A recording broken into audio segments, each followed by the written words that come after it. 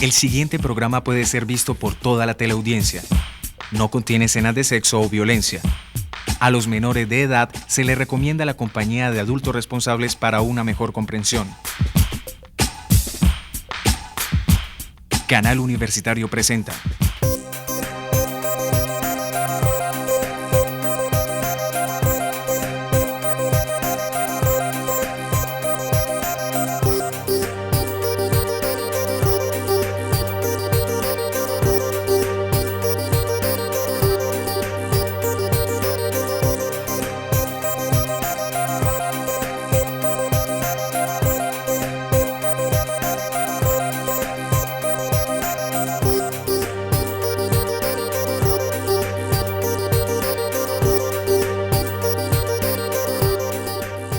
Bienvenidos a Tiempo de Letras. En el programa de hoy conoceremos a Óscar Osorio y hablaremos un poco de su vida y de su obra.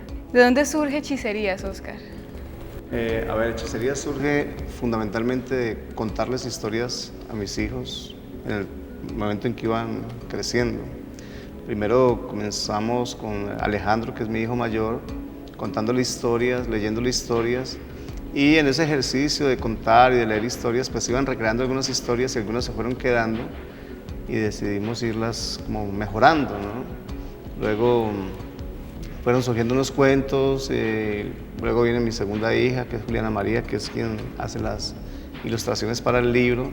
Entonces con ella también comenzamos a reinventar esos cuentos, y así con Susana Isabel, que es la última. Entonces digamos que Hechicería surge de las historias que cada noche yo le contaba a mis hijos antes de dormir. En ese ejercicio pues se reinventaban otras historias, se recreaban, se cambiaban algunos de los cuentos tradicionales, y ahí fue surgiendo la necesidad de inventar nuevas historias, y de esa manera pues se inventaron muchísimos cuentos, pero a la hora de pensar en el libro pues había que darle alguna orientación temática, y entonces encontramos que había algunos cuentos que trabajaban sobre la cosa del mal y de la maldad, que tenían como elemento común aleccionar a los muchachos sobre la idea de que negociar con la maldad nunca paga, y eso fue lo que dio la orientación final al libro, ¿no? Quedaron pues esos cuentos de hechicerías. ¿Y cómo se estructura el libro? Son 5 cuentos, cada uno de estos cuentos trabaja sobre la negociación con el mal, es decir, hay una carencia que tiene un personaje, y ese personaje resuelve esa carencia en una negociación con el mal, con una hechicera, con un hechicero, con una bruja, y como consecuencia de eso pues trae malas cosas para su vida, ¿no? Termina pagando más de lo que recibió.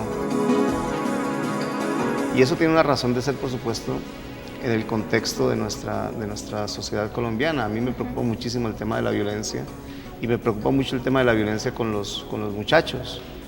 Cómo esta sociedad nos hace proclives a la violencia, y la violencia no es más que eso, una negociación con el mal, es la manera de resolver las dificultades que tenemos a través de la supresión del otro, de cualquier acto violento con el otro. ¿Cuáles son las características de los personajes que predominan en estas historias? Las caracterizaciones son distintas, ¿no? Incluso hay animales, hay un gato, que es el personaje de un cuento que me gusta mucho, que se titula Guato.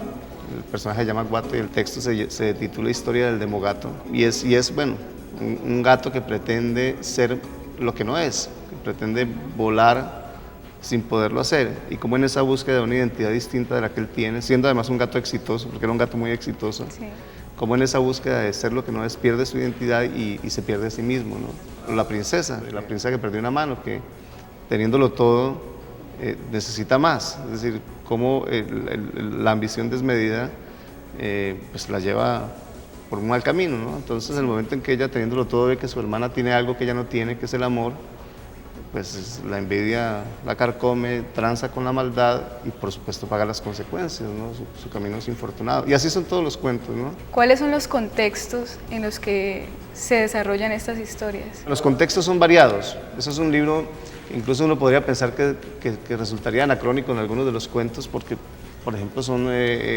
historias de hadas, ¿no? De princesas y príncipes, volviendo al origen de los cuentos de hadas y con un discurso que yo creo que es un poco más moderno, más de ahora, con cierto ritmo en la prosa que nos ayuda a ir muy rápidamente en los cuentos, digamos con una artesanía distinta a la de esos cuentos, pero muy, muy fundamentado en ello.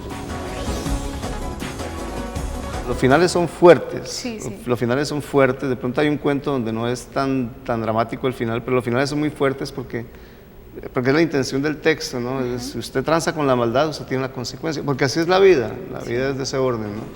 Y esa era la intención de los primeros cuentos de hadas, o sea, los cuentos de hadas antes de que los hermanos Grimm los transformaran.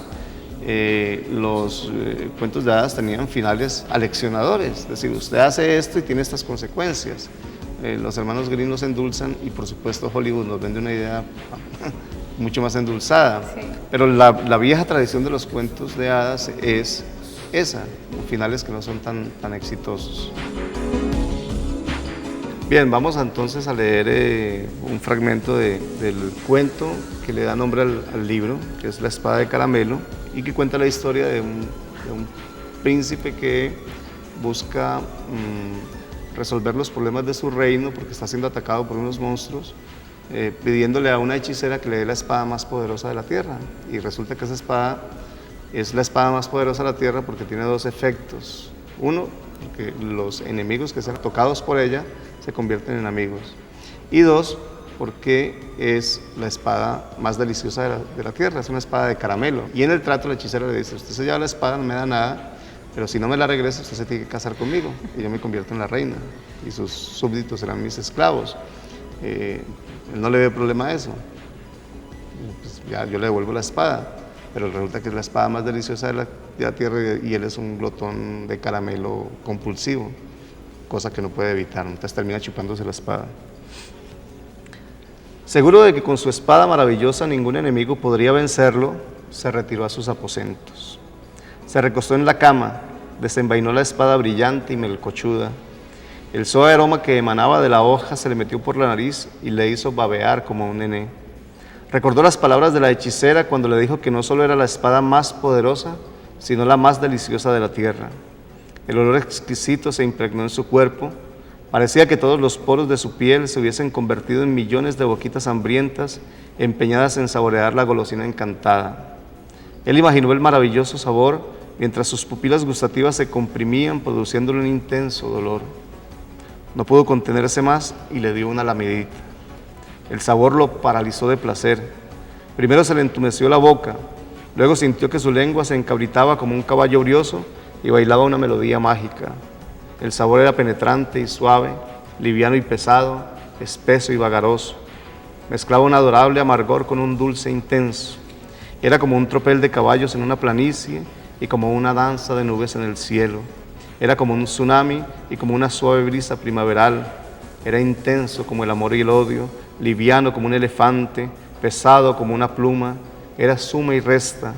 Era la más deliciosa sensación que humano hubiese sentido nunca.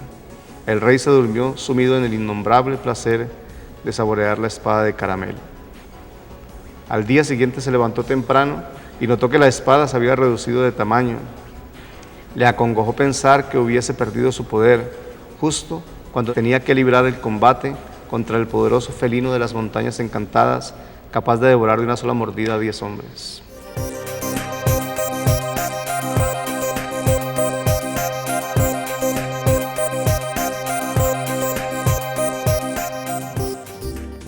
Sociedad, Cultura y Resistencia Negra en Colombia y Ecuador. Francisco Uriel Zuluaga Ramírez, Mario Diego Romero Vergara.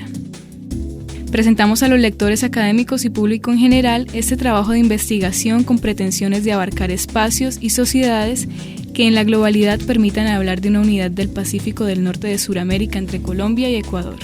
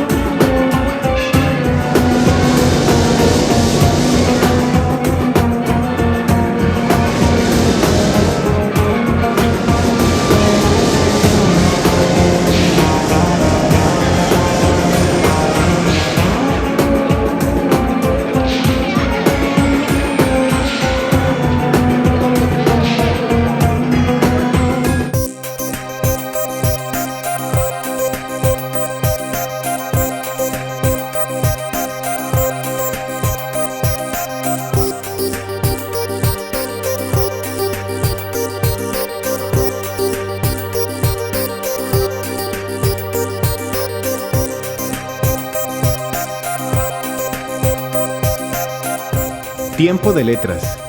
Viernes 9 p.m., domingos 8 p.m.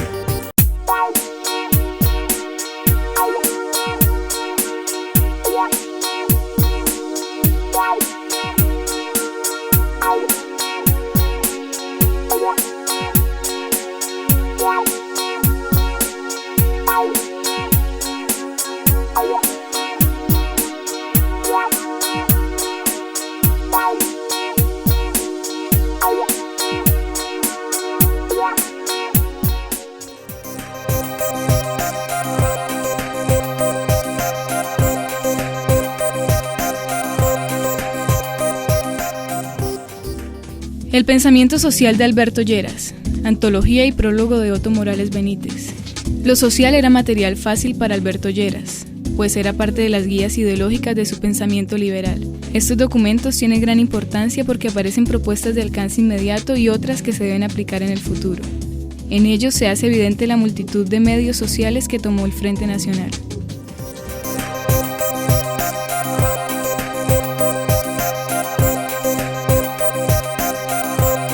¿Cuál es el proceso de elaboración del libro y cómo llega este libro al programa editorial de la Universidad del Valle?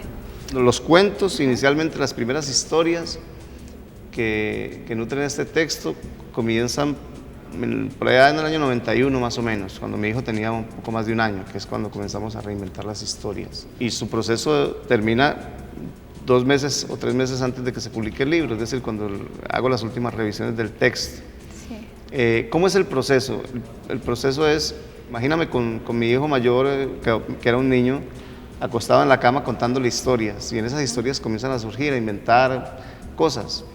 Y luego ese proceso repetido con mis otros hijos, ¿no? Hasta que se van armando propiamente las historias.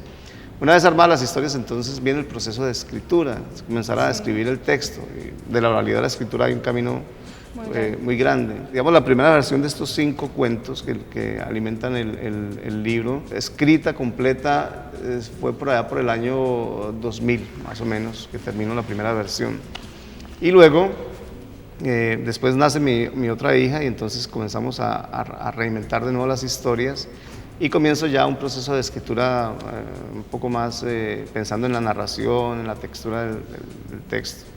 Hasta el año 2004 más o menos, que el texto ya se queda tirado, yo realmente ni siquiera había pensado en publicarlo. Entonces mi hija, Juliana María, me dice, bueno papá, ¿y usted por qué no publica el libro de cuentos? Usted publica las poesías, publica todo, pero no publica los cuentos. Yo le dije, pues porque eso no tiene forma, ¿no? Es un ejercicio lúdico con mis hijos. Entonces me dice, no, pero los cuentos son muy buenos. De tal manera que yo le propongo un trato. Le digo que yo termino el libro de cuentos, pero usted lo ilustra, ¿no? Usted hace las pinturas, mi hija es pintora. Hicimos ese acuerdo. Ella comenzó a pintar y yo comencé ahora sí a trabajar el texto pensando en un público más amplio, no en el registro para mis hijos.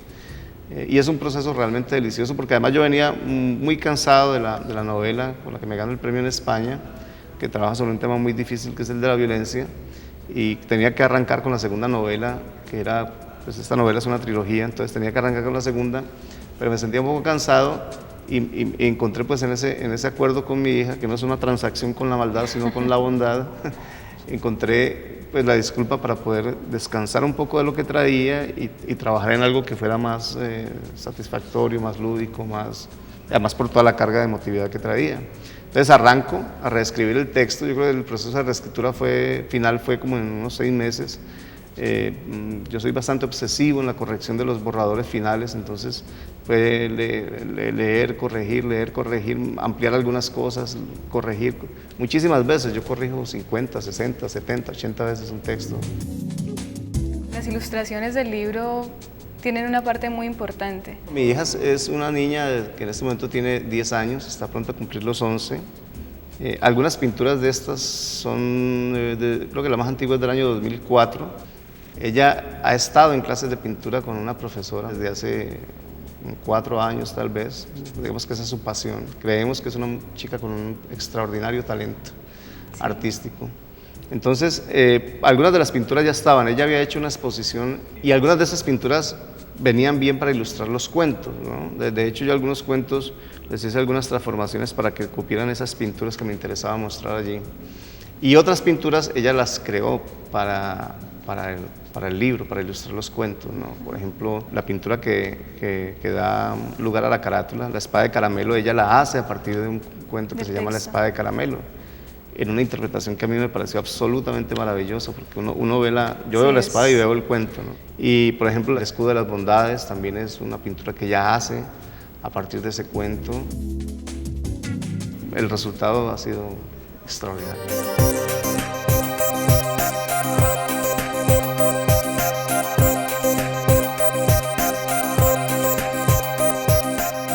La derrota de la luz, ensayo sobre modernidad, contemporaneidad y cultura, Fernando Cruz Gronfli. La metáfora de la luz que desde la Revolución Francesa, con su filosofía humanista, iluminó al mundo durante los 2 siglos siguientes, hoy parece cuestionada por las múltiples circunstancias adversas en que vive el hombre de nuestro tiempo. Hoy no es más que un canto de sirenas ante un mundo incierto, fugaz y profundamente bélico.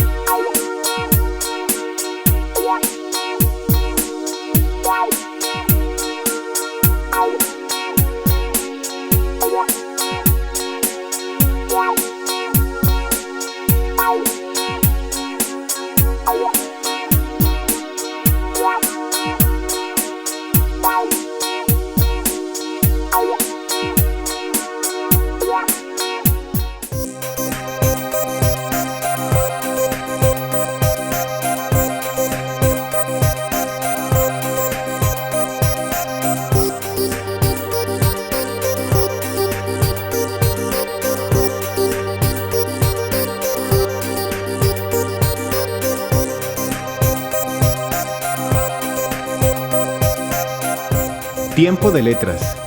Viernes 9 p.m., domingos 8 p.m.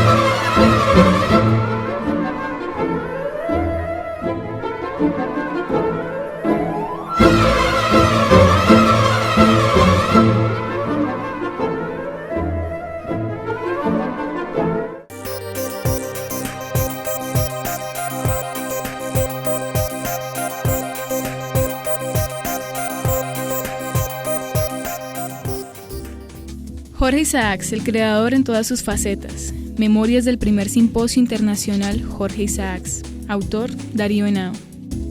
La publicación de las memorias del primer Simposio Internacional Jorge Isaac, el creador en todas sus facetas, es un gran acontecimiento para la literatura y la cultura colombiana. Es la primera vez que un grupo de 35 especialistas de diversas nacionalidades encaran la obra completa de Jorge Isaac, analizando las diversas facetas del escritor.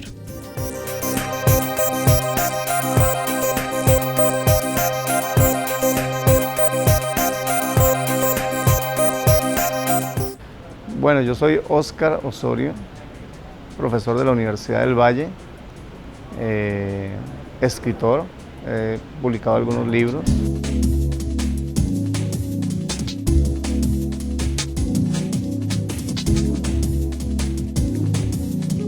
Yo vengo de un corregimiento que queda en la cordillera occidental al norte del valle. Yo creo que mis primeros acercamientos a la literatura es a través de la tradición oral. En el pueblito donde yo vivía, en La Tulia, sobre todo los fines de semana en el parque del pueblo había gente que llegaba a contar historias y nos reuníamos los muchachos ahí, historias fantásticas, leyendas, que la patasola, el man, etcétera, etcétera. Digamos que por ahí comienza mi relación con las historias, ¿no? Luego mi papá era profesor en el pueblito, en la Tulia, y entonces se organizaba una cosa que llamaban los viernes culturales. Y en esos viernes culturales siempre se leían cuentos o se cantaba, sobre todo se declamaba mucha poesía. Entonces por ahí se fue afianzando el gusto. Yo de hecho comencé a participar en esos viernes culturales declamando algunos poemas y ahí surge, digamos, mi interés por la literatura. Mi familia es una familia que ha estado siempre alrededor de la literatura y luego pues entro a la universidad y aquí ya se vuelve un poco más profesional el asunto. Hay una lectura un poco más consciente de la tradición literaria, más racional. Yo venía escribiendo poesía desde el bachillerato, entonces comienzo a meterme en los talleres de poesía, a tratar de mejorar los textos, a tener una visión más consciente del hacer literario, del oficio de la escritura. Luego termino la universidad y armamos un grupo que se llama el Taller Literario Botella y Luna, con antiguos compañeros de la universidad, pero ya por fuera. Y ahí estamos reuniéndonos cada 8 días, nos presentamos las obras, las criticamos en un ejercicio de revisión permanente y de reescritura hasta ahora, durante 20 años. Mi relación desde la academia con la literatura ha estado orientada en los últimos años a investigar el tema de la literatura y la violencia, que es un tema que a mí me ha preocupado sustancialmente. Trabajo en una línea de investigación, doy clases en la maestría y en el pregrado de literatura y violencia. Ahora, el panorama literario en Colombia es muy prolífico, hay una gran cantidad de gente haciendo literatura en las provincias, en las ciudades. Hay muchísima gente interesada en contar historias, en hacer poesía. Infortunadamente, las editoriales en Colombia no trabajan sino sobre el sobreentendido de que lo que se va a publicar tiene que ser un éxito literario, entonces no le dan la oportunidad a los nuevos escritores. Es muy difícil meterse en las grandes editoriales, pero una vez dentro de ellas, pues tienes un nombre y entonces ya te comienzan a publicar y uno ve mucha literatura de muy bajo nivel que está publicada por estas grandes editoriales, pero uno sabe que hay una literatura de mucho mejor nivel que no es publicada por ellas simplemente porque no quieren correr el riesgo. Si tú presentas un texto en una editorial que ya ha sido editado por una editorial independiente, pues las editoriales no lo publican. Entonces lo primero que te dicen es, solamente se publican textos inéditos, pero si tú no publicas, esperando a que ellos te publiquen, ellos no te publican porque tú eres novel, porque no has publicado. Hay un contrasentido muy difícil y parece ser que la clave es en Bogotá, es decir, en meterse en los círculos de Bogotá, y eso implica ciertos ejercicios de lagartería que no estamos dispuestos a hacer algunos escritores. El primer libro que yo publico es un poemario que se llama La balada del sicario y otros infaustos, y es un libro de poesía que intenta mostrar este país en las distintas manifestaciones de la violencia, ¿no? Son como estampas e historias en las que se describe, se cuenta lo que está ocurriendo en el país, en la violencia en múltiples niveles. El segundo texto que yo publico es un ensayo sobre la novela de Alba Lucía Ángel, Estaba la pájara pinta sentada en el verde limón, se titula Historia de una pájara sin alas, y es un texto eminentemente académico. El tercer libro que publico es un trabajo que para mí ha sido una fuente de muchísimo placer, fue un trabajo muy complicado, pero que dio unos resultados muy satisfactorios, que es La mirada de los condenados. Es una crónica, un reportaje literario muy ambicioso en el que estuvimos 5 años con James Valderrama, y en el que contamos lo que ocurrió en el año 84 en las instalaciones de Diners Club, donde unos personajes entraron y mataron a unas personas allí y dejaron otras heridas. El cuarto libro que publico lo publica la editorial de la Facultad de Humanidades.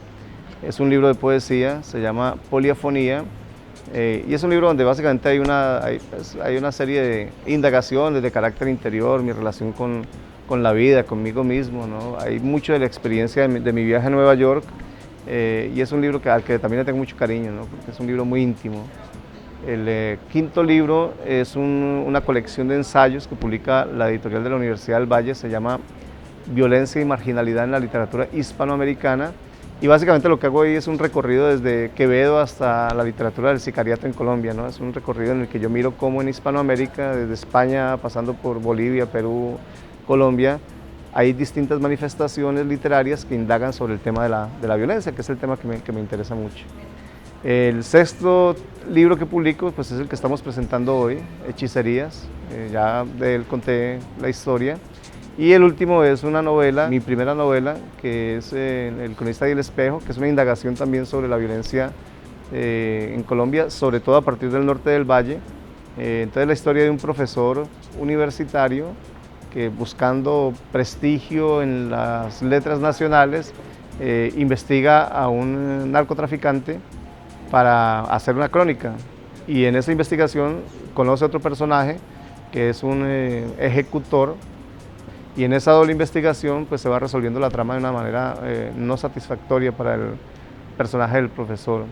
Esa novela pues es mi primera novela y tuvo la fortuna de haberse ganado el 32 Premio Cáceres de novela corta en España, de tal manera que es como una buena llegada al universo de la ficción narrativa, ¿no? Yo voy a seguir básicamente en la narrativa, en la novela. Como ustedes ven, he hecho una gran experimentación desde la poesía hasta la novela, pasando por el ensayo y la crónica. Pero digamos, mi orientación vital, fundamental en este momento, y lo que yo proyecto hacia adelante, es continuar en la novela.